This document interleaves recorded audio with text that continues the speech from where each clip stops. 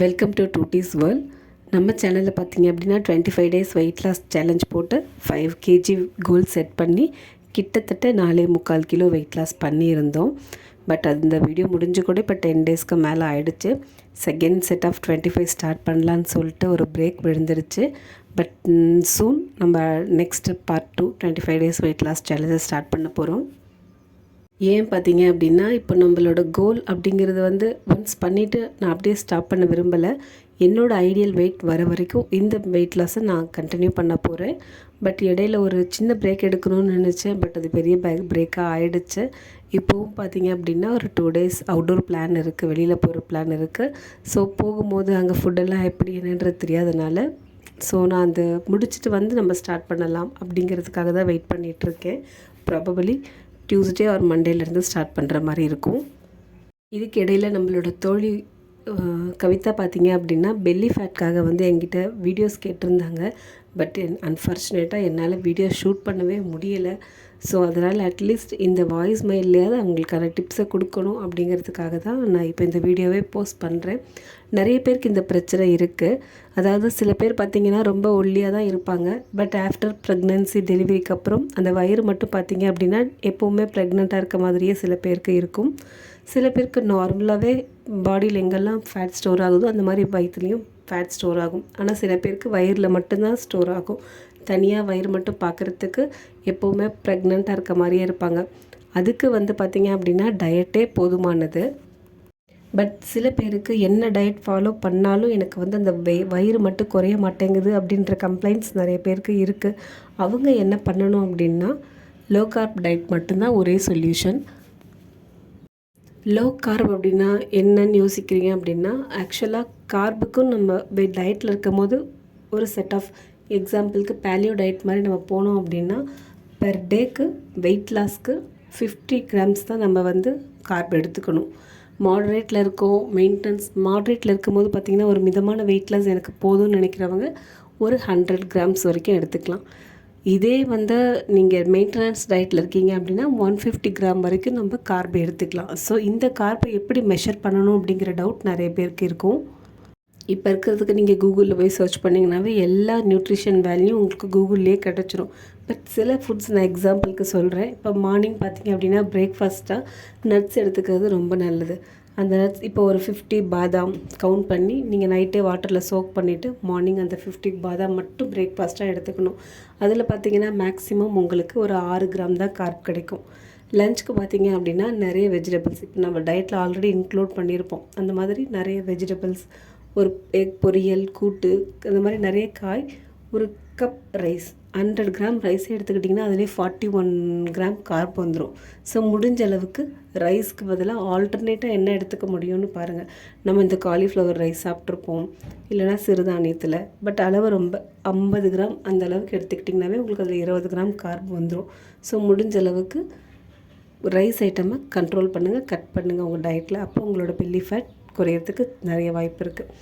உங்களுக்கு வெஜ்ஜீஸ்லலாம் கார்ப் இருக்காதான்னு கேட்டிங்கன்னா கண்டிப்பாக இருக்குது. But minimal quantity of carb தான் இருக்கும்.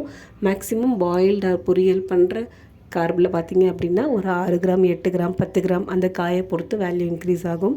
இதே நீங்கள் கிழங்கு வகைகள் எடுத்துக்கிட்டிங்க அப்படின்னா கொட்டை வகைகள், அதாவது பீன்ஸ், அவரைக்காய் அந்த மாதிரி எடுத்துக்கும் போது அதில் கொஞ்சம் கார்ப் அதிகமாக இருக்கும். மற்ற வெஜிடபிள்ஸ்லாம் கம்மியாக தான் இருக்கும். ஜீரோ கார்ப் ஃபுட் இருக்கான்னு கேட்டிங்கன்னா டெஃபினட்டாக இருக்குது. நான்வெஜ் 0 கார்ப் தான். பட் எக்குன்னு போகும்போது அதில் ஒரு மினிமல் கார்ப் இருக்கும். பட் சிக்கன், மட்டன், ஃபிஷ்லலாம் பார்த்திங்கன்னா எனக்கு தெரிஞ்சு கார்ப் கிடையாது. ஸோ டின்னராக நீங்கள் பார்த்திங்கன்னா ஒரு 100 கிராம் சிக்கன் ஃப்ரை, அதாவது கிரேவி பண்ணி சாப்பிட்லாம். 4 முட்டை பாயில் பண்ணியோ, ஆம்லேட் பண்ணியோ, பொரியல் பண்ணியோ சாப்பிட்லாம். பன்னீர், அதுலேயும் கார்ப் கம்மியாக இருக்கும். மஷ்ரூம், வாட்டர்மெலன், குக்கும்பர், இந்த மாதிரி ஐட்டம் எல்லாம் பார்த்திங்கன்னா லோ கார்ப். ஸோ உங்களோட டயட்டில் டோட்டலாகவே ஒரு நாளைக்கு 50 கிராம்ஸ் டு 70 கிராம்ஸ் மட்டும் கார்ப் இருக்கிற மாதிரி நீங்கள் டயட் எடுத்துக்கிட்டிங்க அப்படின்னா டோட்டலாக உங்களுக்கு வெயிட் லாஸ் படப்படன்னு நடக்கும். In case fat loss, belly fat எல்லாமே நடக்கும்.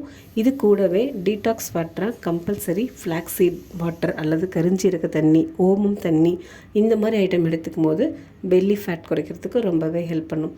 இந்த வாட்டர் எப்படி எடுத்துக்கலான்னு கேட்டிங்க அப்படின்னா மார்னிங் எம்டி ஸ்டொமக்கில் எடுத்துக்கோங்க. இந்த வாட்டர் எடுத்துக்கிட்டதுக்கப்புறம் 30 மினிட்ஸ் டு 45 மினிட்ஸ்க்கு அப்புறம் உங்களோட பிரேக்ஃபாஸ்ட் எதுவாக இருந்தாலும் எடுத்துக்கோங்க. அந்த வாட்டர் போய் உடம்புல ரியாக்ட் பண்ணுறதுக்கான டைம் கொடுங்க. அதே மாதிரி நைட் டின்னருக்கு அப்புறம் ஒரு 1 hour 1/2 hour கழித்து தூங்க போகிறதுக்கு முன்னாடி இந்த வாட்டரை டெஃபினட்டாக எடுத்துகிட்டு அதுக்கப்புறம் நீங்கள் தூங்க போனீங்க அப்படின்னா நைட் ஃபுல்லாக அந்த வாட்டரோட ரியாக்ஷன் உங்கள் பாடியில் நல்லாவே இருக்கும். எது ஒன்று ஸ்டார்ட் பண்ணுறதுக்கு முன்னாடியும் நம்ம இப்போ என்ன ஸ்டேஜில் இருக்கோம் அப்படிங்கிறத மெஷர் பண்ணுறது ரொம்ப இம்பார்ட்டண்ட். ஸோ உங்களுக்கு பெல்லி ஃபேட் ரெடியூஸ் ஆகணும் அப்படின்னா நீங்கள் ஸ்டார்ட் பண்ணுறதுக்கு முன்னாடி என்ன இருக்குங்கிறத தயவு செஞ்சு டேப்பில் மெஷர் பண்ணுங்கள். அப்போ தான் அதோட ரிசல்ட்ஸை 25 days கழித்து நம்மளால் பார்க்க முடியும். இல்லை அப்படின்னா குறைஞ்சிருக்கா இல்லையான்றது நம்மளால் டிஃப்ரென்ஷியேட் பண்ண முடியாது. பேலியோ மாதிரி டயட் எடுக்கும் போது நமக்கு வெயிட் லாஸ் எவ்வளவு சீக்கிரம் நடக்குதோ அதே அளவுக்கு நீங்கள் பேலியோவை ஸ்டாப் பண்ணிவிட்டு நார்மல் ஃபுட்டுக்கு வந்தீங்க அப்படின்னா அது சேம் வேகத்தில் உங்களுக்கு வெயிட் இன்க்ரீஸ் ஆகும். அப்போ என்ன பண்ணுறது அப்படின்ற ஒரு கொஷின் மார்க் இருக்கும். பேலியோ டயட் மாதிரி டயட்டுக்கு வரும்போது நீங்கள் திரும்ப நார்மல் டயட்டுக்கு, அதாவது இது லைஃப் டைம்ஸ் சேஞ்சுன்னு தான் சொல்லுவாங்களே தவிர லைஃப் லாங் நீங்கள் இப்படி சாப்பிட்டு தான் உங்களோட உடம்பை மெயின்டைன் பண்ணுற மாதிரி இருக்கும். பட் இவ்வளோ கடினமா அப்படின்னு கேட்டிங்கன்னா கண்டிப்பாக கிடையாது. ஏன்னா நம்ம வெயிட் லாஸில் இருக்கும்போது 50 கிராம் கார்ப் எடுத்துக்குவோம். அதே மெயின்டெனன்ஸ் டயட்டுக்கு வரும்போது 150 to 200 கிராம் வரைக்கும் நம்ம கார்ப் எடுத்துக்கலாம். அப்படிங்கும் போது நம்மளோட சாப்பாட்டில் அந்த சாப்பாடு அளவோ இல்லை காய்கறி அளவு மற்ற ஏதாவது ஒன்று நம்ம எக்ஸ்ட்ரா பண்ணிக்க முடியும். அந்த மாதிரி நம்ம பேலன்ஸ் பண்ணி சாப்பிட்டுக்கலாம். மெயின்டெனன்ஸ் டயட்டுக்கு வந்ததுக்கப்புறம் நமக்கு ஆசைப்படுறது எல்லாமே நீங்கள் சாப்பிடுங்க. பட் ஒரு அளவோடு சாப்பிடுங்க. இல்லை நான் ஒரு அக்கேஷன் போகிறேன் சாப்பிட்றேன் அப்படின்னா அதுக்கு அடுத்தடுத்த மீலில் நீங்கள் தான் அதை காம்பன்சேட் பண்ணிக்கணும். ஏன்னா ஒன்ஸ் சாப்பிட்டதுக்கப்புறம் அதே ரொட்டீனாக பழக்கக்கூடாது. அந்த பழக்கத்தை விட்டுட்டு திரும்ப பேக் டு நார்மல் உங்களோட டயட் அந்த மெயின்டெனன்ஸ் டயட்க்கு வந்துட்டிங்க அப்படின்னா உங்களோட வெயிட் எப்பயுமே பேலன்ஸ்டாக மெயின்டைன் ஆகும். இப்போ நம்ம சேனலில் பார்த்திங்கன்னா நார்மல் இட்லி தோசை சாப்பாடு நம்மளோட Indian food south Indian food சாப்பிட்டு தான் இப்போ இந்த வெயிட் லாஸே நம்ம பண்ணியிருக்கோம். பட் நான் இந்த சொல்கிற பேலியோ டயட்லாம் பார்த்திங்கன்னா ரொம்ப சிவியராக எனக்கு வெயிட் லாஸ் ஒரு கிராம் கூட நடக்கலை அப்படிங்கிறவங்க இந்த பேலியோ மாதிரி உணவுகள் டோட்டலாக கார்பை கட் பண்ணிவிட்டு நீங்கள் டயட்லாம் பண்ணிவிட்டு அதுக்கப்புறம் உங்களோட வெயிட் அச்சீவ் பண்ணிட்டீங்க அப்படின்னா ஒன்ஸ் அச்சீவ் ஆனதுக்கப்புறம் நம்மளோட மெயின்டெனன்ஸ் டயட்டுக்கு வந்துடுங்க.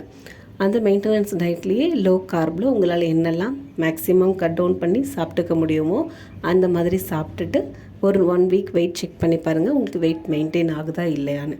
இல்லை எனக்கு இன்க்ரீஸ் ஆகுது அப்படின்னா நம்ம ஃபுட் ஸ்டைலை சேஞ்ச் பண்ணிக்கலாம். இல்லை நல்லாவே வெல் மெயின்டைன் ஆகுது அப்படின்னா நீங்கள் அதை அப்படியே கண்டினியூ பண்ணிக்கலாம். எனக்கு பார்த்திங்க அப்படின்னா தைராய்டு இஷ்யூ இருந்தது. ஸோ தைராய்டு இஷ்யூவில் பார்த்திங்கன்னா ஒரு கிராம் குறைக்கிறதுக்கே நான் படாத பட்டிருக்கேன்.